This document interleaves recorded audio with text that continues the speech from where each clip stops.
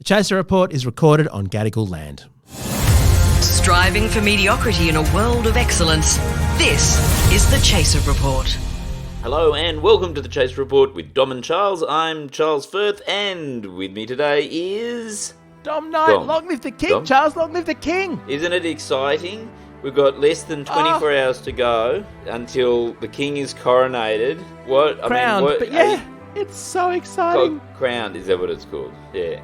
Well, so what are you doing for your preparations? Like, how far along have you gone in your preparations?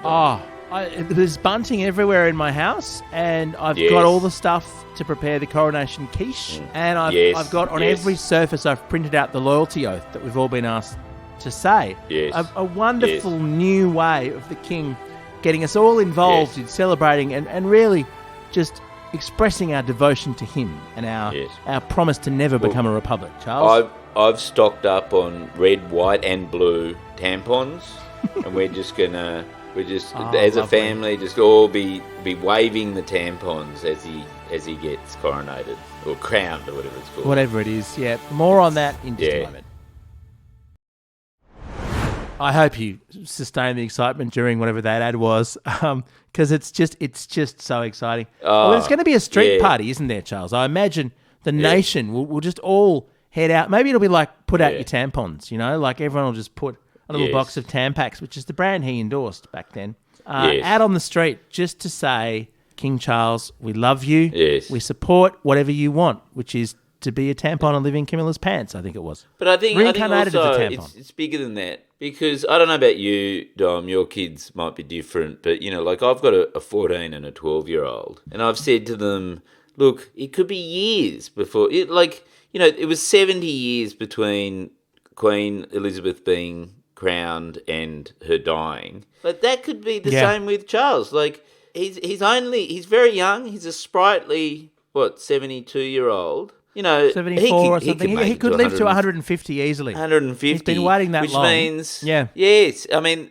it's not like in 10 or 15 years' time there's just going to be another coronation, so who cares about this one? And they are pumped. I think the young people are really pumped about this, because it's a once-in-a-lifetime thing. Yep, once-in-a-lifetime thing as long as you die quite young. That's that's what it'll be. Yeah. No, because I have no idea what the last one was like. I've seen grainy black and white footage. This one will be in, I don't know, I mean, it won't be in 3D because we don't do 3D TV. It'll be in high definition, ultra 4K. We'll all be watching. The world will stop, Charles. Look, I don't want to do any spoilers for people who just want to. So maybe actually, if you don't want any spoilers, because I've got a bit of inside gossip about how it's going to all pan out. Oh, fantastic! If you don't want any spoilers, maybe turn off now or just skip forward 5 minutes. Just turn off now and just practice your loyalty oath. Yes, and just come back in 5 minutes. This is the thing. So we've been briefed as media. And of course, they went to the Chaser Report first. So it's me, Chris Ullman,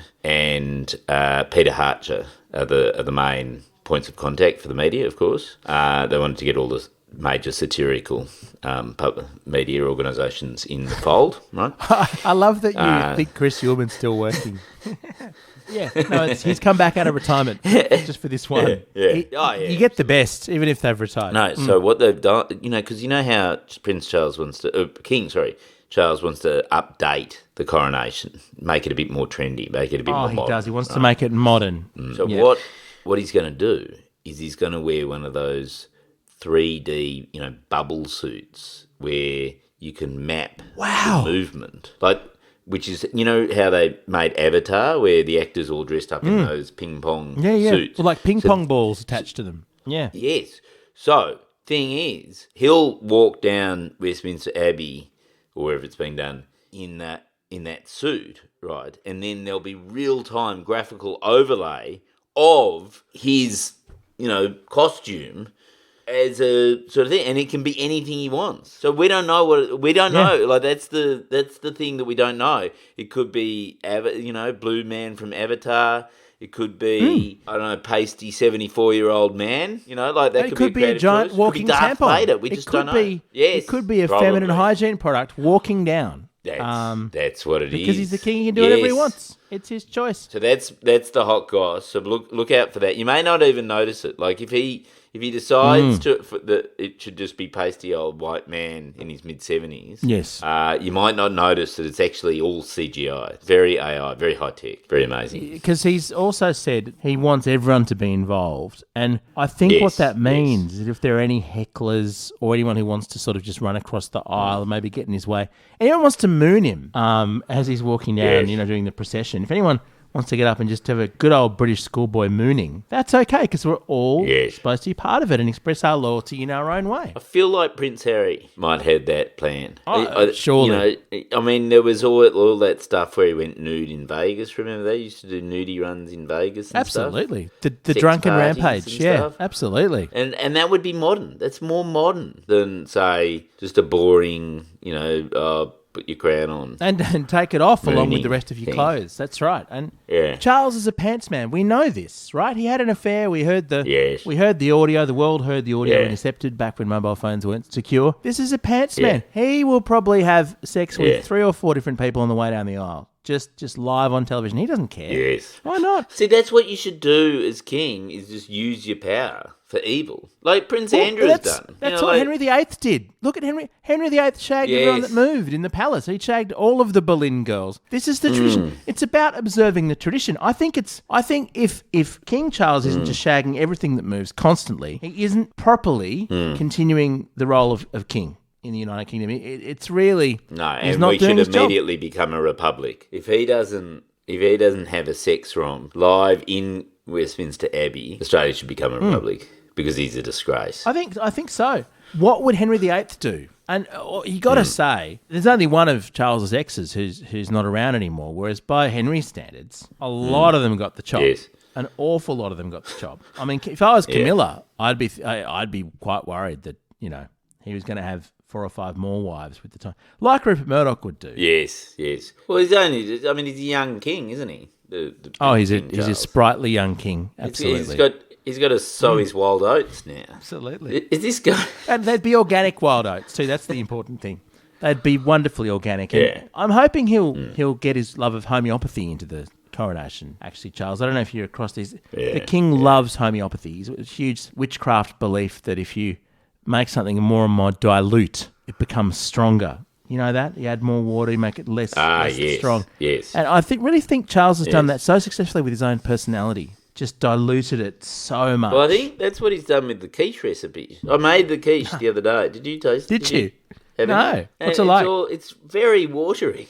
I think I honestly, I'm not joking now. I think there's too much milk. Like, I think he's just got the proportions wrong. It's really soggy. It doesn't work. Well, isn't that because there's an egg shortage? So it's just didn't he release the quiche recipe at a time when the UK had a huge egg shortage due to Brexit? And so he was the only person who could actually have eggs. So presumably the chefs had gone, look, just get kind of half an egg in there and the rest of it just put milk in. Yes, you're right. And he would think of an egg as a swan's egg, wouldn't he? That would be his normal egg. And they're fucking massive, right? So, did you know that the king actually owns every swan in Britain? I looked this up this week. There are 32,000 swans in Britain, and they're all owned by King Charles. So he'd be having swan's eggs left, right, and centre. He's the only one who can. The highlight, Charles, though, will be the moment where people across all the realms, the Commonwealth, and just well-wishers in general. So obviously Meghan will be among them. Will swear the oath of loyalty. And, I mean, full credit to the king for finding a way to involve us vassals, us serfs, us peons in the coronation. Yes. Because normally it's the dukes who do the oath of loyalty to the king. But now we all get to be dukes. But the problem with that... And doff our cap. But the problem is they couldn't do that because Harry is one of the dukes. And I don't think Harry was about to doff his hat. Because didn't they have to bow? No. They had to bow in front of him. Yeah, and in all sincerity, William will do it. But William will pledge his life to the king. Yeah. But traditionally, this is what they did. They made all the dukes come along. They're all the strongest military commanders in the nation. And they had to pledge their loyalty to the king so that they weren't going to challenge the king, which, of course, they all did anyway and had the War of the Roses and all that sort of stuff. But so Harry won't do it. It'll just be William doing it. Harry's pledged his loyalty, I think, to Netflix and Spotify already. Yeah, well, you can't, that would just be a breach of contract, wouldn't it?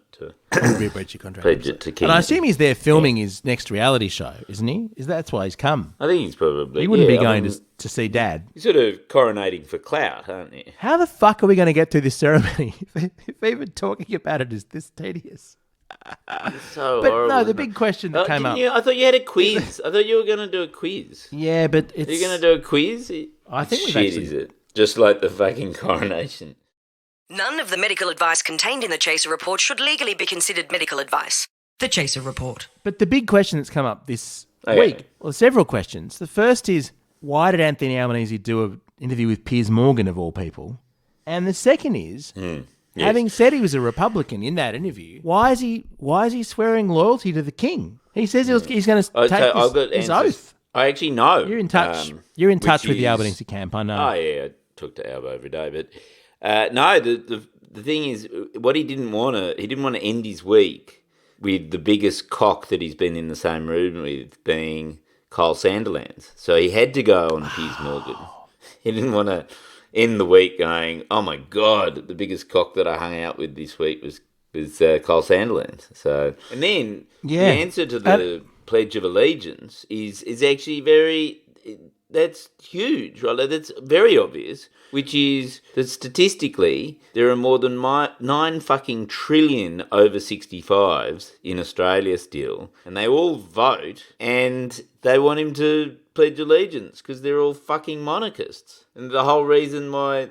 So the point is, he has to pledge allegiance because he wants to make sure he wins Queensland at the next election. So 2GB doesn't Or get is angry. that too true? That's the aim, really, isn't it? Yeah, exactly. Like, No, I think that's... Let's be honest. I've had a lot of sarcasm in this episode, but that's the exact reason why he's doing it. And that's the same reason why, may I say, Charles, he also said in the interview that he's not expecting a referendum particularly soon on the Republic. He's doing the voice. He doesn't just want to be Mr. Referendum. He doesn't want to, reform the Constitution multiple times to make it more up to date. One will do him, and the one's not looking that hot at the moment anyway, in terms of the polls. So, yes, he's not frightening the horses. do you think... He's is he sort of Scooby-Dooing us? Is he even a Labor Prime Minister? Like, what is the fucking point of Anthony Albanese? Like, what does he do? He's sort of... Well, there's an article on the ScoMo Shot website light. that addresses that very question. Yeah. I think he's in the phase that many prime ministers go through. John Howard had it, Kevin Rudd had it,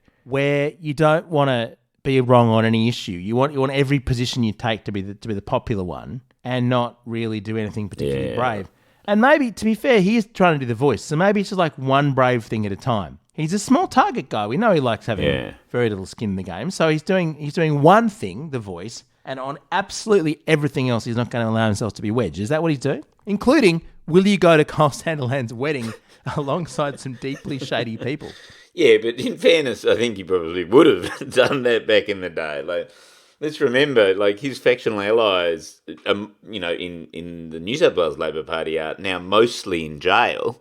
So it's like I remember when he and Ian McDonald used to hang out at fundraisers for the Labor left. Like, but in fairness, there's nothing to be fair about it. Like, he's just He's our representative there. I think what has happened is he spent his entire political career selling out, like pretending to be a Labor left person and then selling out the Labor left to get votes and favour with the Labor right, and therefore climb the ladder of the ALP.